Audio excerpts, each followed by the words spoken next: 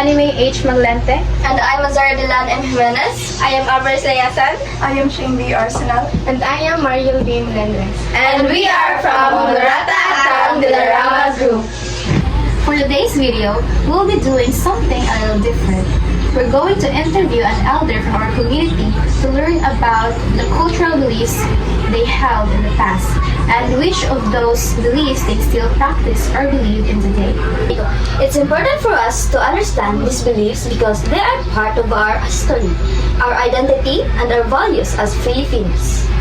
Through this interview, we hope to appreciate how media and culture have influenced people's belief over time. So come, Join us as we learn from the wisdom of the past. unsa nga cultural beliefs na imong gituhan sa una na nadala pa nimo karon? Ang ako sa bituan ng karon na mamatay, bawal sa amo na trapuhan ang kanulungon, nga bawal po manilid, bawal maligo ang kaming mga tatungon,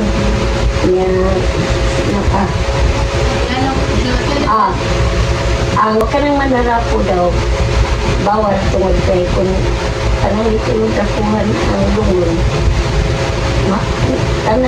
Daghan bitaw mo pag halos pamilya maurasad na og ang silig-siligon sa gidagkanan mo na among gituuhan kana sa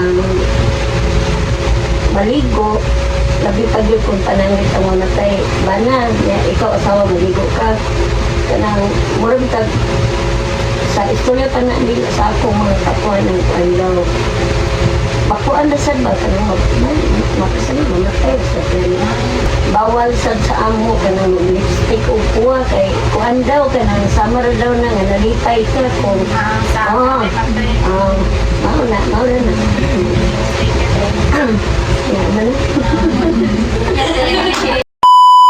Kaya, ano ginawa mo sa una?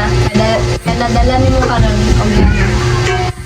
Ang gingon nila kuno kanang mga dapat kuno ang kanang kursan aron kuno ipangaon ko lang grasya ma hindi ko pamilya ba na Nga naman. basin kay mamusog pa. And that wraps up our interview. It was truly meaningful to hear the stories of beliefs from our elder. It reminded us how culture and tradition shape who we are today.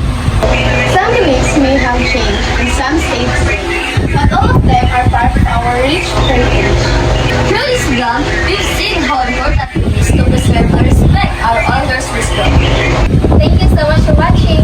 Don't forget to like, comment, and share if you enjoy this vlog. Bye! See you in our next one!